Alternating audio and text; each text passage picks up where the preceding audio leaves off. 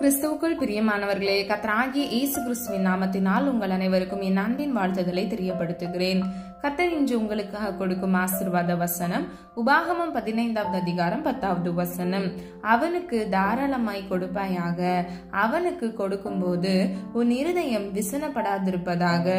அவன் நிமித்தமாக உன் தேவனாகிய கர்த்தர் உன்னுடைய எல்லா கிரியைகளிலும் நீ கையிட்டு செய்யும் எல்லா காரியங்களிலும் உன்னை ஆசீர்வதிப்பார். ஹல்லேலூயா.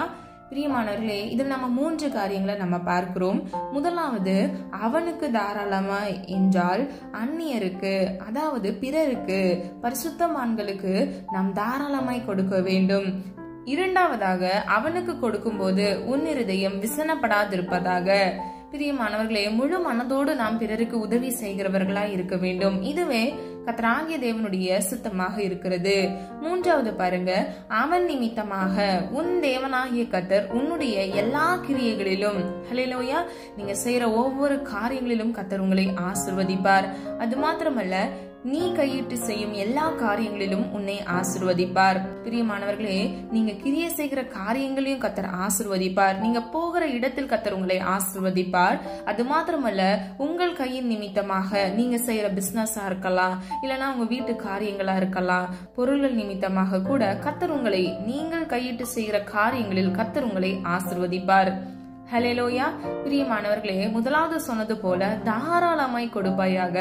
கர்த்தர் உங்களுக்கு கொடுத்த ஆசீர்வாதத்தின்படி அதிலிருந்து உங்களால் இயன்ற உதவியை பிறருக்கு நீங்கள் முழு மனதோடு செய்யும் பொழுது கர்த்தராகிய தேவன் உங்களை ஆசீர்வதிப்பார். ஹல்லேலூயா. அது மாத்திரமல்ல, நீதிமொழிகள் 19வது அதிகாரம் 17வது வசனத்தின்படி, ஏழைக்கு இறங்குகிறவன் கர்த்தருக்கு கடன் கொடுக்கிறான், அவன் கொடுத்ததை அவர் திரும்ப கொடுப்பார். ஹல்லேலூயா. பிரியமானவர்களே, இந்த வசனத்தின்படி ஏழைக்கு இறங்குகிறவன், அதாவது ஏழைக்கு நீங்க உங்க மனதார நீங்க உதவி செய்யும் பொழுது கர்த்தருக்கு நீங்க அந்த உதவியை செய்தது போல, கர்த்தருக்கே கடன் கொடுத்தது போல கர்த்தர் சொல்லுகிறார். அது மாத்திரமல்ல, 2வது பகுதியை பாருங்க, அவன் கொடுத்ததை அவர் திரும்ப கொடுப்பார். ஹல்லேலூயா. பிரியமானவர்களே, எந்த அளவின்படி ஒரு மனிதனுக்கு நீங்க இந்த உதவியை செய்கிறீங்களோ அந்த அளவின்படி கர்த்தராகிய தேவன் உங்களுக்கு திரும்ப கொடுக்கிறவராய் இருக்கிறார். ஹல்லேலூயா. அப்போ நீங்க உதவி செய்யறதுனால நீங்க ஆசீர்வதிக்கப்படுறீங்க. கையின் கிரியைகளை கர்த்தர் ஆசீர்வதிக்கிறார். உங்களுடைய கிரியைகளில் கர்த்தர் உங்களோடு இருந்து உங்கள் வழிகளை அவர் வாய்க்க பண்ணி உங்களை ஆசீர்வதிக்கிறார். இரண்டாவதாக, நீங்க என்ன கொடுத்தீங்களோ அதை அப்படியே உங்களுக்கு திரும்ப கொடுக்கிறார். ஹல்லேலூயா. பிரியமானவர்களே, இந்த காலை வேளையில கர்த்தர் உங்களோடு சொல்ல விரும்புகிறது இததான், எளியோருக்கும் அந்நியருக்கும் பரிசுத்தவான்களுக்கும் கர்த்தருடைய சித்தத்தின்படி தேவநாம மகிமைக்கென்று நீங்கள் உதவி செய்து கர்த்தருடைய சமூகத்திலிருந்து நீங்கள் ஆசீர்வாதம் பெற்றவர்களாய் நீங்கள் மாற வேண்டும் என்பதே அவருடைய சித்தமாக இருக்கிறது. நம்ம எல்லாரும் ஒரு மனதா ஜெபிக்கலாமா? அன்பின் பிதாவே, அப்பா, எங்கள் ஒவ்வொருவரையும் அது கருத்துல ஒப்பு கொடுக்கிறோம். நீரின்றி அப்பா எங்களுக்காக கொடுத்த இந்த ஆசீர்வாத வசனத்திற்காக நன்றி செலுத்துகிறோம்.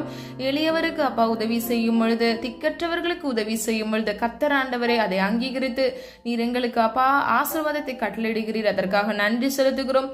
ஒவ்வொரு பிள்ளைகளுடைய வாழ்க்கையில அப்பா ஏதேனும் பண கஷ்டங்கள், அப்பா பொருள் கஷ்டங்கள் இருந்துச்சுன்னா பரிசுத்தவான்கள் உம்முடைய பிள்ளைகளுக்காக அப்பா இறங்கி அப்பா அவர்கள் உதவி செய்ய இயேசுவின் நாமத்துல ஒரு கிருபை உண்டாவதாக. அப்பா, கர்த்தருடைய கண்கள் இருந்து உம்முடைய பிள்ளைகளுக்காக தயவிரக்கம் உண்டாவதாக. அது மாத்திரமல்ல, தேவைகளை சந்திங்கப்பா, கையின் பிரயாசத்தை ஆசீர்வதிங்கப்பா, பிறருக்கு ஆசீர்வாதமாக மாற்றுங்கப்பா. உம்முடைய பிள்ளைகள் ஆசீர்வாதமா இருப்பது போல அப்பா அவர்கள் குடும்பங்களையும் இயேசுவின் நாமத்தில் ஆசீர்வதிக்கும்படியாக ஜெபிக்கிறேன் ஆண்டவரே. ஒவ்வொரு பிள்ளைகளையும் இயேசுவின் நாமத்தினால் பாதுகாத்துக் கொள்ளுங்க. இரத்த கோட்டைக்குள் மூடி மறைத்து உம்முடைய பரிசுத்த வழியில் நடக்க இயேசுவின் நாமத்தினால் கிருபை செய்யுங்க. உம்முடைய சித்தம் அப்பா பரிபூர்ணமாய் உம்முடைய பிள்ளைகளுடைய வாழ்க்கையில நிறைவேறட்டும்.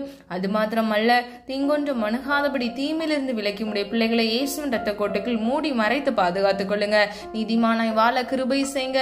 நீதிமானின் சிரசின் மேல் ஆசீர்வாதம் தங்கும் என்று சொன்ன வசனத்தின்படி உம்முடைய பிள்ளைகளின் சிரசின் மேல் ஆசீர்வாதம் தங்கி அப்பா தாபரிக்க இயேசுவின் நாமத்தினால் கிருபை செய்வீராக.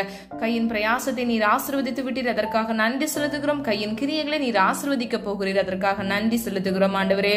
தரித்திரருக்கு கொடுப்பவன் தாழ்ச்சியடையான் என்று வேதம் சொல்லுகிறது. தகப்பனே, ஒவ்வொருவருக்கும் உதவி செய்து அப்பா உம்முடைய பிள்ளைகள் தாழ்ந்து போகாதவர்களாக அவர்கள் தலைகளை நீர் உயர்த்தி அப்பா ஜீவனுள்ள சாட்சியாக நீர் மாற்றும்படியாக ஜெபிக்கிறோம். அப்பா உம்முடைய பிள்ளைகளோடு நீர் இருப்பதை பிறர் அந்நிய கண்கள் கண்டு அப்பா சாட்சியிடத்தக்க இயேசுவின் நாமத்துல ஒரு சாட்சி உள்ள வாழ்க்கையை வாழ கிருபை செய்யுங்க.